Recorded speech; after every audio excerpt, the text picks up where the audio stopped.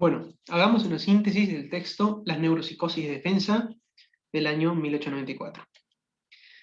En principio les pido que presten atención en el título. Las neuropsicosis de defensa o neurosis de defensa. Con este título ya inferimos que Freud se aparta de otro tipo de neurosis o intenta decir que existe una serie de neurosis que presentan algunas características fundamentales, ¿no? Hoy no vamos a abordar cuáles serían las otras neurosis, porque nos interesa más que nada esto, las neurosis de defensa, y qué Freud dice al respecto, y que lo que va diciendo justamente le permita ir apartándose de otras concepciones de la época en relación, por ejemplo, a la etiología, es decir, aquello que causa la neurosis, y en relación también a, a aquello que causa la escisión de la conciencia. ¿Sí? Janet planteaba una cuestión, Freud planteaba otra. Freud viene a decir que la causa de la escisión de la conciencia se debe a un mecanismo de defensa. A ver, se debe a un proceso defensivo que lleva al aparato psíquico y eso es lo que produce cierta escisión. De todas formas, eso quizás no sea lo más importante, sino más bien hay otras cuestiones específicas que hacen resaltar la característica fundamental de una neurosis. Freud agrupa dentro de las neuropsicosis de defensa a la neurosis histérica, a la neurosis obsesiva, a la neurosis fóbica y a algunas psicosis alucinatorias. ¿Qué es lo que Freud observa de común en todos estos cuadros clínicos? Él observa que en todos los casos el yo se defiende de una representación inconciliable o de una serie de representaciones inconciliables con las representaciones presentes en el yo, ¿no? Una pregunta que podemos hacernos es, ¿de qué tipo o qué características presentan estas representaciones inconciliables? Bueno, desde ya les digo, y seguramente ya lo intuyen, refiere a lo sexual. ¿Sí? Refieren a pensamientos, a vivencias o experiencias ligadas a la sexualidad. Por ese motivo son inconciliables con el yo o con las representaciones presentes en el yo. ¿Cómo logra defenderse de esas representaciones? Lo que hace el yo es separar la representación del afecto que la compone. Estas representaciones intolerables para la conciencia va a sufrir un destino particular. Freud dice que va a formar el núcleo de un grupo psíquico segundo, ¿sí? Es decir, y esto es lo que de alguna manera produce la escisión de la conciencia, como una cierta división de la conciencia. Y ahí estaría lo traumático en alguna medida, ¿sí? Este grupo psíquico segundo es lo que más adelante Freud va a denominar inconsciente. Hasta este momento no conceptualiza el inconsciente, pero sí ya detecta de que un conjunto de representaciones se separan de la conciencia y formaría como un grupo psíquico o un conjunto de representaciones separadas de otro conjunto de representaciones. De hecho, estar separadas justamente, la asociación se ve interrumpida, ¿no? Es decir, uno no puede alcanzar esas representaciones con un esfuerzo consciente de alguna manera, ¿no? Porque pertenecen a otro grupo distinto. Bien, hasta acá es igual para la histeria, para la obsesión, para la fobia y para a un grupo de psicosis alucinatorias que Freud identifica. ¿Dónde estaría la diferencia? La diferencia estaría en el destino que sufre el afecto que estaba ligado a esa representación inconciliable. Bien, en el caso de la histeria, el afecto se va a inervar en alguna parte del cuerpo. Freud lo que dice es, eso es lo que caracteriza fundamentalmente la histeria. Esta como predisposición o capacidad para poder hacer del afecto o trasladar o transponer el afecto en una parte del cuerpo, por ejemplo, ¿sí? Como le pasó a Isabel Bonner. Entonces, esa parte del cuerpo, eh,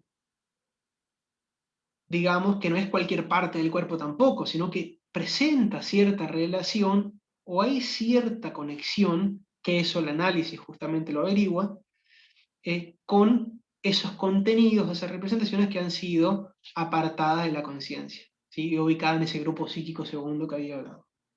Ahora, ¿qué sucede con la neurosis obsesiva? En el caso de la neurosis obsesiva, el afecto que estaba ligado a esas representaciones intolerables fue a parar Y también sucede en las fobias esto. Va a parar a otras representaciones nimias o representaciones que tal vez, digamos, no entren en conflicto con la conciencia, ¿sí? Pero sí causa un padecer en esa persona, al igual que la histeria. Digamos, Isabel no podía caminar o le dolía las piernas, bueno, por supuesto el padecer, hay un sufrimiento y demás. Veamos lo que Freud dice en la página 49. Estos pacientes por mí analizados gozaron de salud psíquica hasta que se presentó a su yo una vivencia, una representación, una sensación que despertó un afecto tan penoso que la persona decidió olvidarla, ¿no? Porque Freud empieza como a escuchar en sus pacientes, en el análisis, que en algún momento se han encontrado con una serie de representaciones o pensamientos y que ellas mismas decidieron apartarla, hicieron un esfuerzo para apartarlo de su conciencia, ¿no? Freud observa que esas representaciones o esos pensamientos estaban ligados a la sexualidad, ¿no? Era muy marcado esto en esa época, muy marcado, ¿sí? Mucho tabú, hablamos de una época victoriana, había mucha represión sexual, y por tanto, cuando acudía a la conciencia, pensamientos ligados a este tipo, la persona se sentía mal, digamos, hacía un esfuerzo para desalojarlo de su conciencia. Entonces, Freud nota que antes de que estas personas se enfermaran, tuvieron este tipo de experiencias, este tipo de pensamientos, incluso estas pacientes reconocían que hicieron un esfuerzo por desalojarla de la conciencia. Bueno, veamos entonces un ejemplo de neurosis obsesiva.